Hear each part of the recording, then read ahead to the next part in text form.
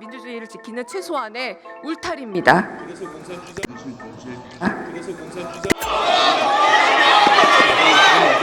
갑자기 민주당이 미꾸라지 담아놓은 그릇에다가 소금 뿌린 것 마냥 김정은 입장에서는 상당한 배신감을 느끼고 있을 것이다. 그러나 저 또한 엄청난 배신감을 느꼈다. 대한민국의 총리가 되겠다는 사람. 어떻게 이 반도자라는 표현이 중립적인 의미 뻔뻔하게 나온 감정이 총리가 따로 우리 박 의원님한테 사과는 안 했어요?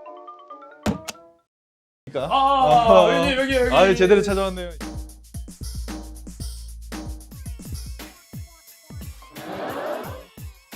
제가 또 평양냉면을 너무 좋아하는데 그래요?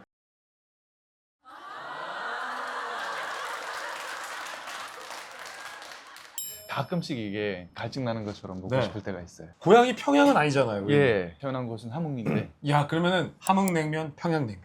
사실은 함흥냉면을 더 좋아하는데 한국 와서는 평양냉면을 더 좋아하게 됐습니다. 북한에서 먹는 함흥냉면하고 네. 우리 남한에 있는 함흥냉면이 달라요? 조금 달라요. 오 어떻게 달라요? 평양냉면은 이제 아주 어. 비슷한데 함흥냉면은 두 가지 버전이 있습니다. 오 네.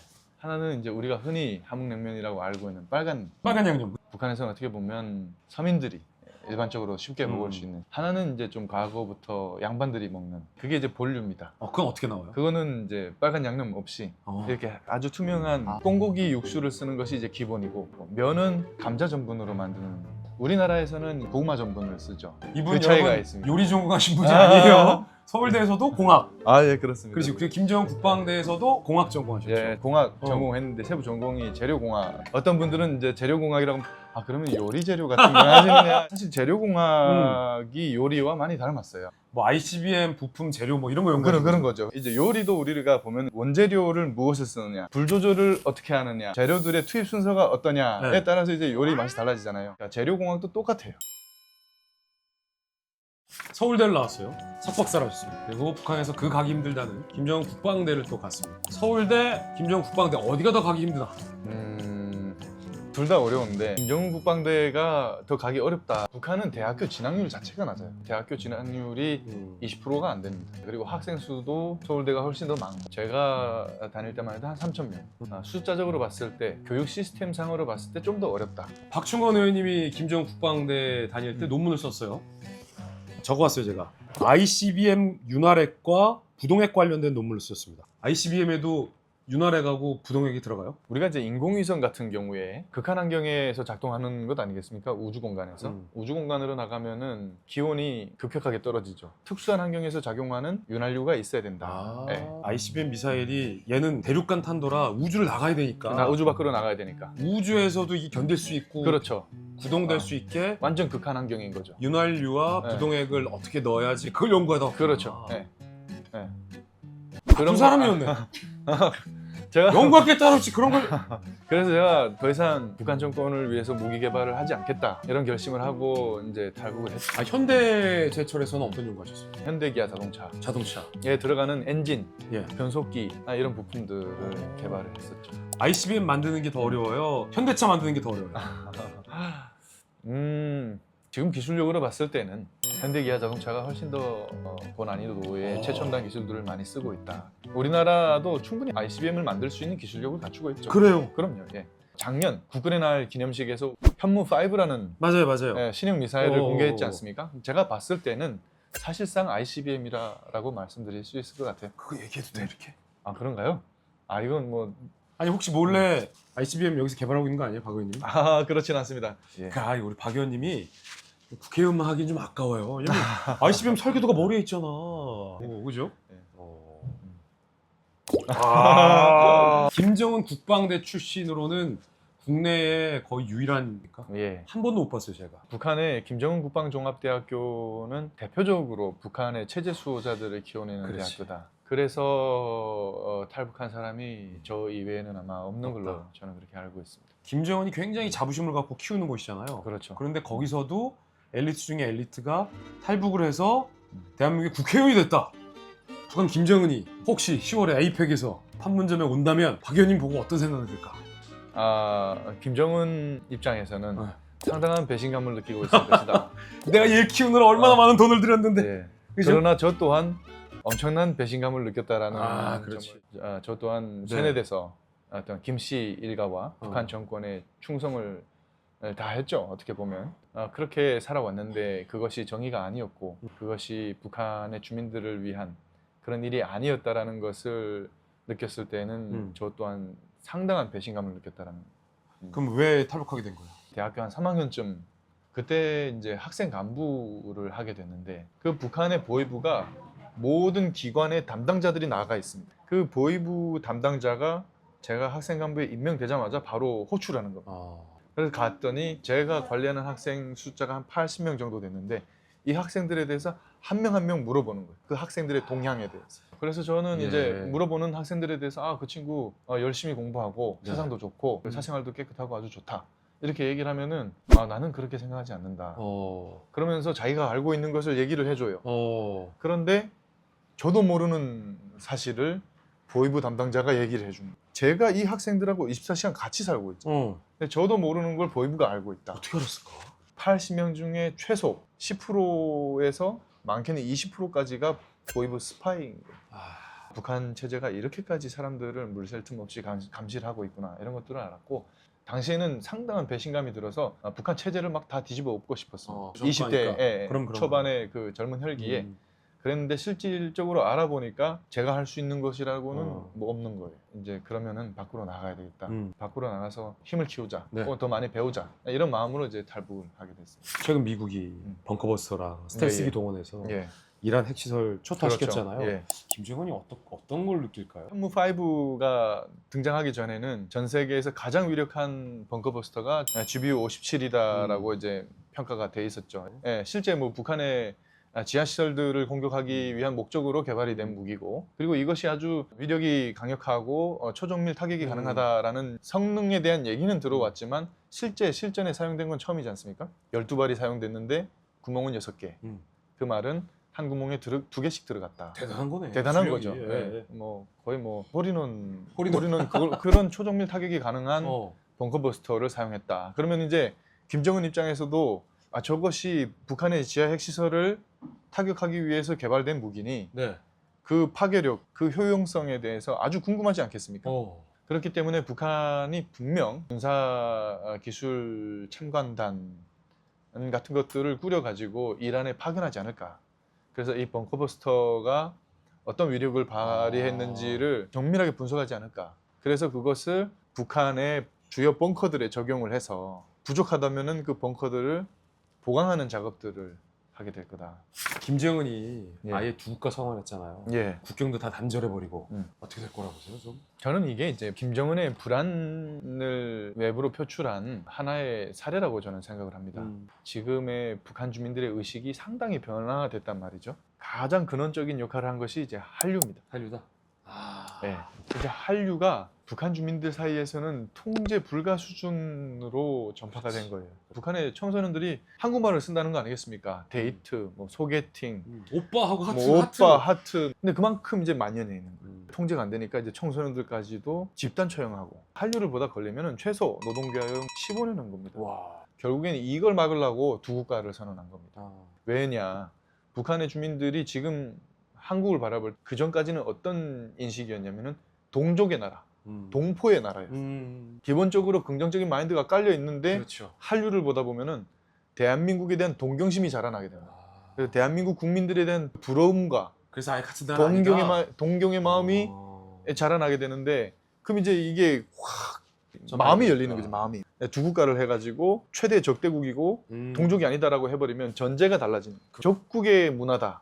이렇게 되면 이제 마음이 다치는 상황이 되는 거죠. 그대로 둔다면은 제가 생각하기에 김정은 입장에서는 야 이거 김주애나 숨겨놓은 아들에게 4대 세습이 불가능하겠구나 이런 생각이 들어서 급하게 틀어막은 거다. 이재명 정부 들어서 그 대북 확성기를 끈 거 사실은 미국 조회에서는 굉장히 좀 우려스러운 모습으로도 보던데 위험하게 생각을 해요. 대북 확성기를 금지한 것은 북한이 대북 확성기에 대응해서 기괴한 소리가 나는 대남 방송을 하고 있는 것 때문에 인근 주민들이 많은 불편을 겪고 계셨죠. 그거는 너무 많이 안타까운 일이다라고 생각을 합니다. 그럼에도 불구하고 우리가 대북 학성기 방송을 왜 시작했는가 그래서 우리가 짚어볼 필요가 있는데 북한이 우리에게 수많은 오물풍선을 그렇죠. 날려보낸 것에 대해서 우리가 대응해서 했던 것이고 그 부분에 대해서 북한 정권이 사과도 없고 어떠한 다른 조치가 없는 상황에서 뭐 우리가 먼저 중단했다라는 것은 좀 부적절했다. 그것은 하나의 카드로 아주 중요한 카드입니다. 북한 정권 입장에서는 상당히 위협적인 이 심리전 수단이란 말이죠. DMZ에 한 70만 정도 되는 북한군 MZ세대가 나와 있잖아요. 그러면 이 MZ세대가 24시간 한류를 접하는 거예요. 대북 방송으로. 그렇죠. 옛날에 거기다가 대북 방송 듣고 탈북한 탈북한 사람도 있고. 취재했는데 소녀시대가 자꾸 소원을 말하라고 자기한테 그러더래.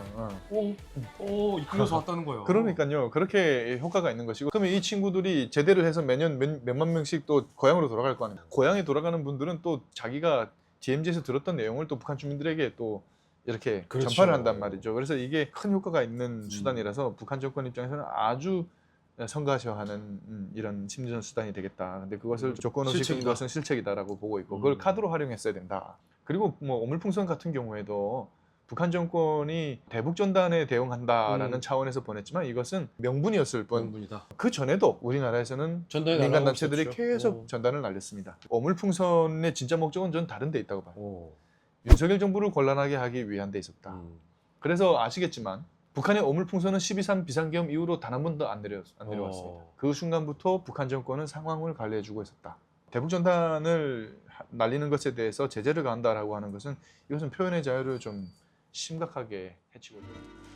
북한 사투리 왜 안 쓰세요? 많이 까먹었습니다. 까먹었어요? 평양 사투리랑 함흥 사투리랑 다르잖아요. 다르죠. 이랬소 저랬소 하는 것이 함흥 사투리고 함흥 사투리. 이랬시오 저랬시오 저랬시오 하는 하는 것이 게 평양 평양. 사투리. 함흥 이렇게 사투리. 점심 먹었어. 평양은 평양은 점심 먹었시오. 북쪽 사람들은 빨리빨리 들어와. 이제 남쪽 사람들은 빨리빨리 들어오라. 사투리 다 까먹었구나. 다 김민석 총리 논문이 예. 탈북민들을 뭐라고 썼죠? 반도자, 반도자. 도북자, 도북자. 이런 표현을 쓰셨죠. 처음에 그거 딱 봤을 때 어땠어요? 반도자다라는 용어는 배반할 반에 도망할 도자를 쓴 것 아니겠습니까? 그러면은 조국을 배신하고 도망간 사람이다. 이런 의미로 사용이 된 것인데 대한민국의 총리가 되겠다는 사람이 이런 세계관을 가지고 있다?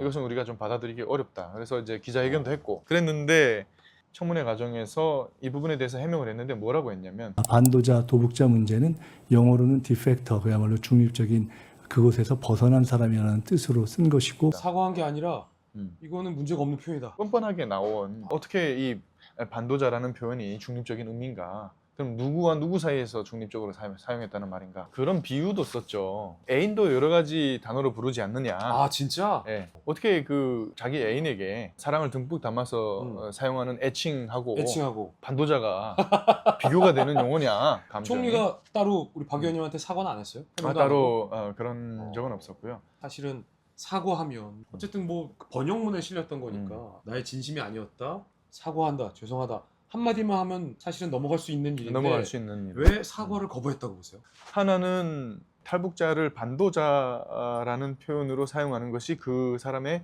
신념이거나 북한 정권을 의식하든 중국 정부를 의식하든 누군가를 의식해서 그렇게밖에 쓸 수 없는. 두 번째는 뭐냐면은 이제 그러지 않아도 논문 표절 논란이 있잖아요.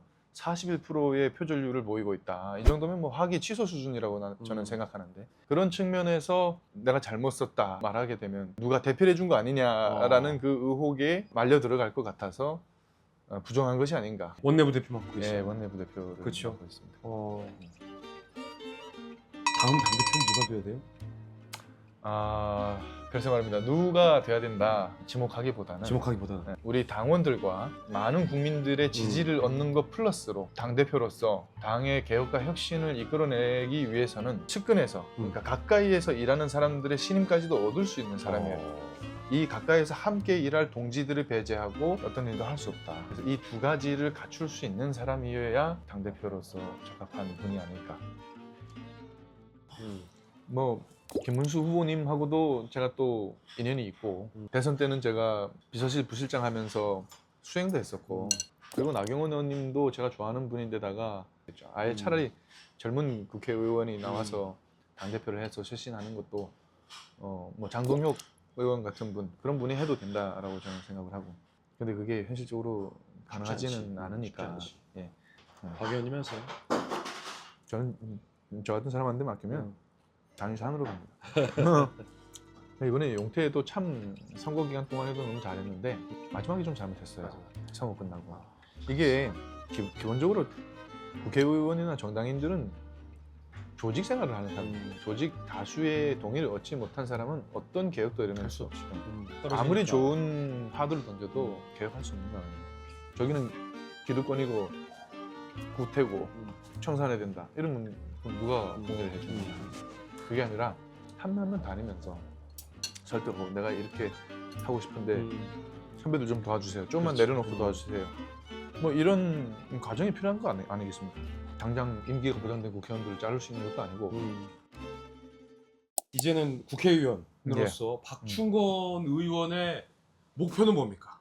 대한민국의 정치가 국민이 정치 걱정을 하지 않고 내 삶을 더 나아지게 하는데 신경 쓸 수 있게 그런 정치로 이제 복원이 돼야 되지 않는가. 정치의 정상화. 정치의 정상화. 1년을 제가 국회의원으로서 그쵸. 활동을 해보지 않았겠습니까? 22대 국회 시작해서부터 사실은 정말 싸우는 국회였어요. 근데 이 싸우는 모습은 제가 밖에 있을 때, 정치인이 아니었을 때 제가 정치인들을 경멸하는 부분이었습니다. 그런데 제가 22대 국회에 들어와서 보니까 제가 그러고 있는 겁니다. 잘 싸우던데. 대통령 언론에는 고성이라고 나와 있는데 사실 저 고성 아니었어요. 본회의장에서 마은혁이라는 분을 재판관으로 임명하겠다고 이렇게 강유정 대변인이 나와서 이제 찬성 토론을 하고 있었어요. 근데 저는 그 자체가 싫었습니다. 하고 많은 재판관들 중에 왜 하필 그 사람이냐. 그래서 안 듣고 있다가 강유정 대변인이 하고 있던 워딩 중에 하나가 선대들이 정말 피로써 지켜낸 우리 자유민주주의 헌정 질서를 지켜야 되지 않느냐 이 말이 있는 거예요. 그래서 그 워딩 정말 내가 좋아하는 워딩이다. 그런데 왜 이 피로써 지켜낸 우리 대한민국의 헌정 질서를 지켜야 하는 자리에 공산주의자를 추천하겠다고 하냐. 그래서 제가 이렇게 휴대폰을 보고 있다가 그래서 공산주의자는 안 되는 거예요. 이렇게 얘기를 했어요. 딱 이 정도 톤으로. 근데 그때 하필이면 조용했어요.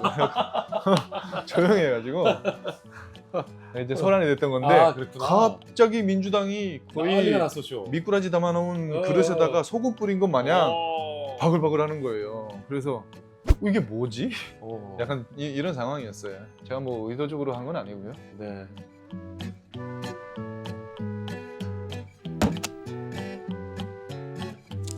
북한에서는 평양냉면 드셔봤어요, 의원님? 제가 대학교 동기 중에 큰어머니가 청유관에서 지배인을 했어요. 저는 청유관을 앞문으로 들어가 본 적이 없어요.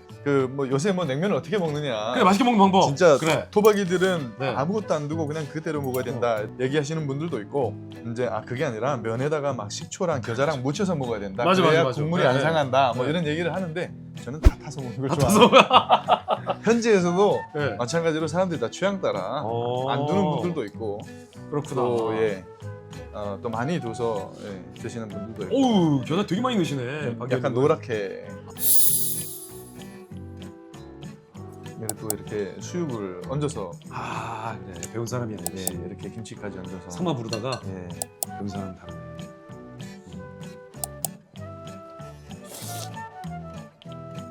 맛있네요. 괜찮아요? 맛있어요? 네. 오. 북한 사람들은